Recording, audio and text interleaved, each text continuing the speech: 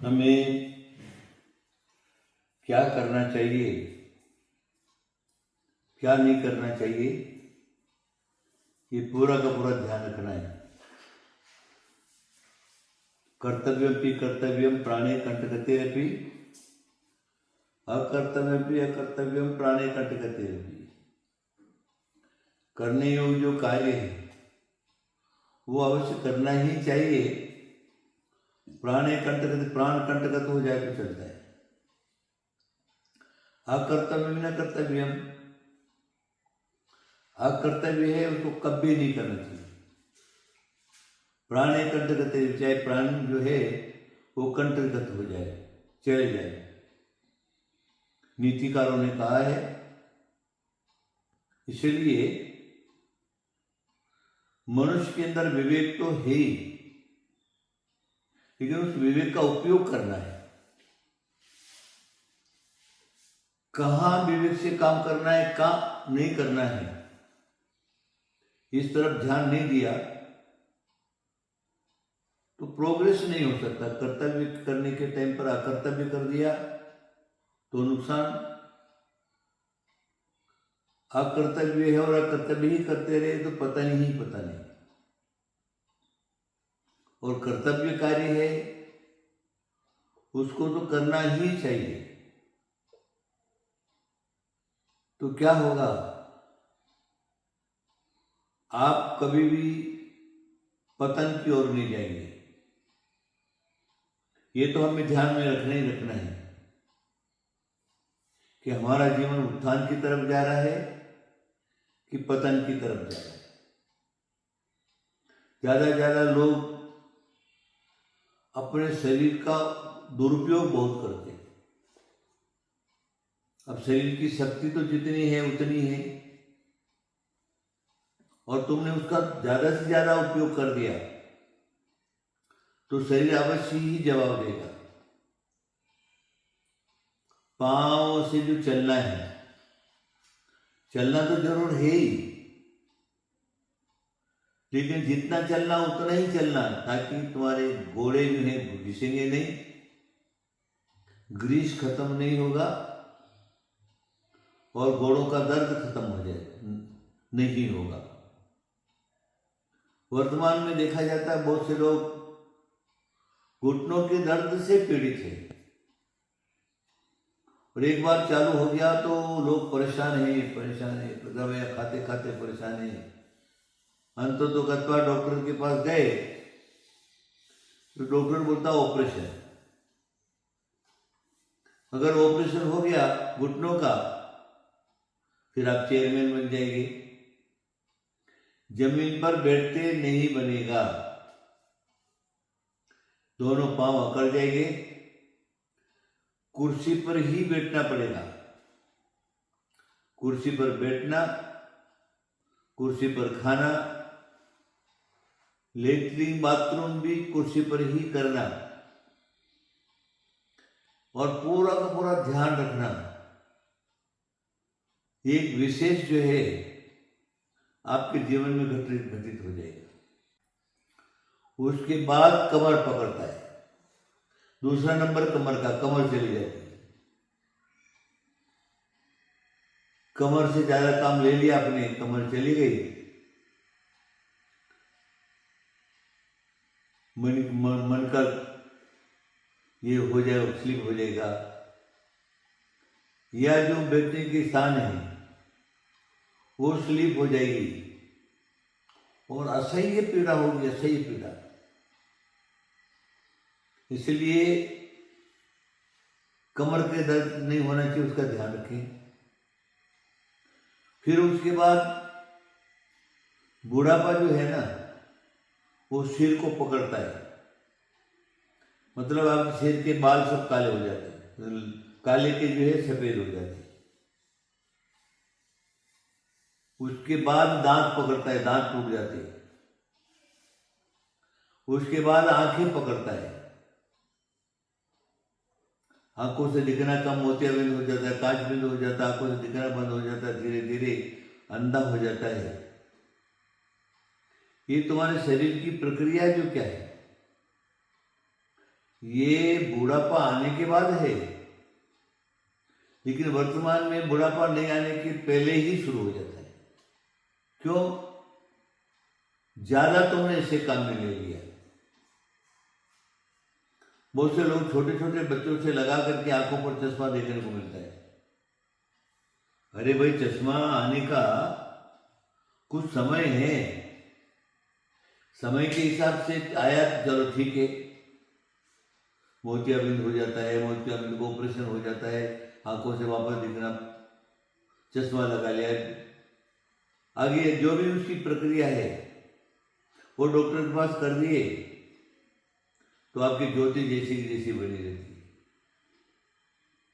लेकिन आंखों के ऊपर जोर क्यों आया? तुमने आंखों से ज्यादा दिन रात दिन काम में लिया। आंखों से जो काम लेने का जो तुम्हारा है, वर्तमान में मोबाइल कारण है। छोटे से छोटा बच्चा जो क्या एक बार मोबाइल उसके हाथ में दे दो तो घंटों बैठ करके उसको चला करेगा, क्या देखना है क्या उसको मालूम नहीं रहेगा, कितना समय निकल गया।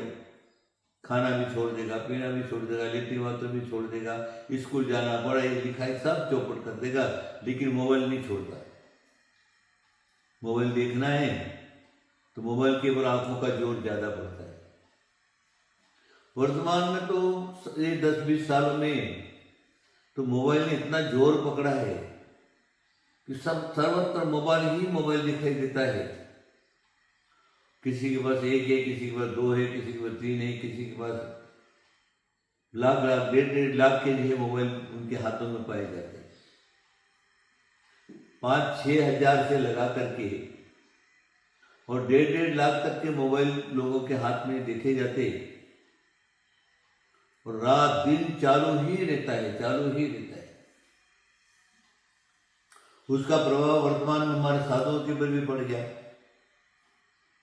वर्तमान में 25% साधु ही ऐसे बचे जो मोबाइल का उपयोग नहीं करते, लेकिन 75% जैन साधु, चाहे वो दिगंबर परंपरा का हो चाहे श्वेतांबर परंपरा का हो, मोबाइल का उपयोग करता है। भक्त लोग ला करके दे देते और वो मोबाइल के अंदर ऐसे फंसे रहते, उनकी सामायिक ज्ञान ध्यान सारा का सारा एक बार रह जाता है और बस भक्तों से संपर्क करते रहते, गप्पे लगाते रहते, बातें करते रहते और अपना सब उनका पूरा का पूरा खत्म हो जाता है। उनकी साधुता का एक खत्म। फिर ये क्या बोलते उसको, टेप चल गया। फिर वो तुम्हारा व्यापार वगैरह करते हो ना, उसको क्या बोलते हैं?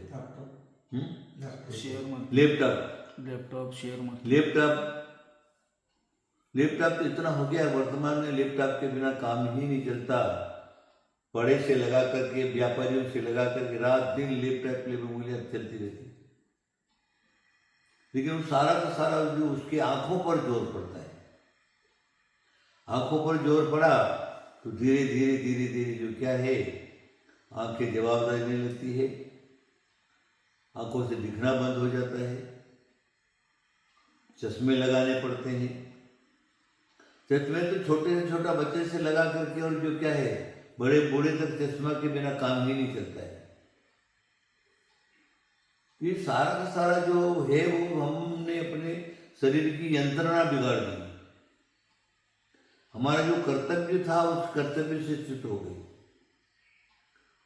और दूसरी तरफ अगर हमने रास्ता न पकड़ लिया तो ये हमारा शरीर अवश्य ही हमको जवाब देगा।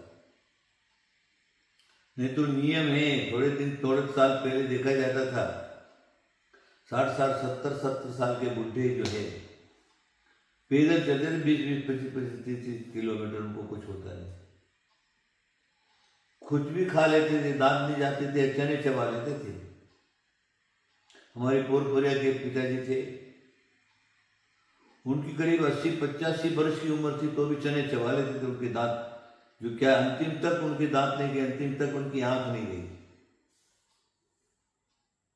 और पंडित थे, विद्वान थे, लेकिन तो भी जो क्या है पेक समय था, है ना, खाने के लिए अच्छे जो पुराने जमाने में वर्तमान में तो क्या मिलता है, दूध, घी, दही, गुड़, ऐसे पदार्थ मिलते।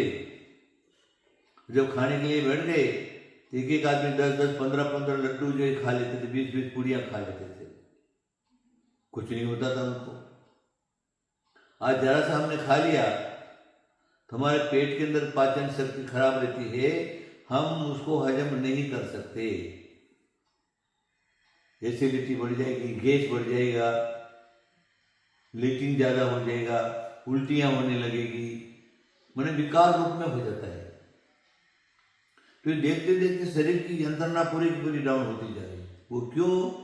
कि तुमने जो क्या है अपने कर्तव्य कर्म शरीर का है उसको बिगाड़ दिया, उसकी सीमा नहीं रखी, उसको मर्यादा में नहीं रखा, और मर्यादा टूटी तो सब टूट गया, कुछ भी नहीं रहता।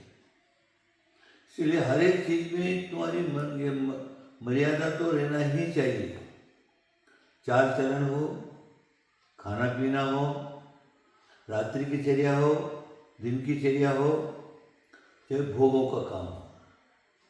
भोगों के लिए भी जब तुम, हमारा तो ये कहना है ब्रह्मचर्य व्रत पालन करो, ज़्यादा से ज़्यादा ब्रह्मचर्य व्रत पालन करो। देखो आप पुराण देखो, मर्यादा पुरुषोत्तम राम 6 महीना को छोड़ करके 14 साल वनवास के अंदर रहे। उनके साथ में सीता, माँ सती सीता भी थी। लक्ष्मण 14 साल जो क्या है अपनी पत्नी से रहित रहे, उन्होंने ब्रह्मचर्य व्रत पालन किया। ये हमारा इतिहास है, हमारे भारत है ना। भीष्म पितामह प्रतिज्ञा कर ली, शादी नहीं करेंगे, अंतिम तक जो क्या है मरने तक उन्होंने अपने ब्रह्मचर्य व्रत को नहीं छोड़ा। ऐसे महापुरुष भी हुए, माताएं भी हुई है, बेटियां भी हुई हैं, बहुएं भी हुई हैं, जो उन्होंने शील व्रत को पालन किया, ब्रह्मचर्य व्रत को पालन किया। ब्रह्मचर्य का बहुत बड़ा प्रभाव है। जितने दिन जो क्या है तुम ब्रह्मचर्य व्रत रखोगे उतना ही तुम्हारी शरीर की ताकत जो है वो नहीं टूटती। वीर के पतन हो जाने से शरीर की ताकत टूट जाती है और वो जो क्या है ज़्यादा दिन नहीं टिक पाता, उसका शरीर रोगी हो जाता है। मैंने आपको इशारा दिया है, इशारा समझ करके आप ज़्यादा से ज़्यादा कर्तव्य कर्म को करिए, अपने जीवन को मर्यादा में रखिए, संयमित रखिए, उससे ही आप पूर्ण आयु भोग सकते हैं। पूर्ण आयु बीच में आपका पतन नहीं होगा। वर्तमान में देखते हैं हार्ट अटैक से मर जाता है, किडनी खराब हो जाती है, लीवर खराब हो जाते हैं, आंतें खराब हो जाती है, शरीर का जो क्या है कोई भी अवयव बिगड़ जाता है और महात्मा रोग हो जाता, कैंसर हो जाता है।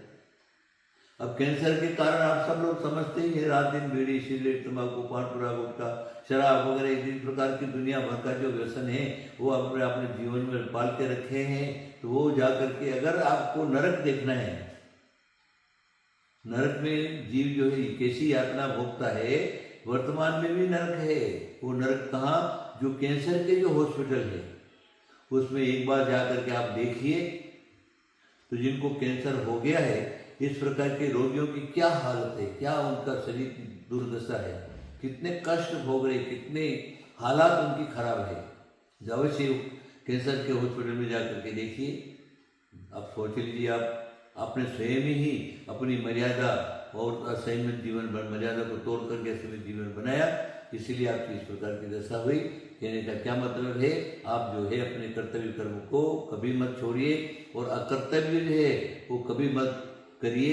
यही आप मनुष्य जन्म का सार है और मनुष्य जन्म में आने के बाद सुख का कारण है। मेरी बात समझ लिए होंगे। आपको आशीर्वाद आशीर्वाद आशीर्वाद।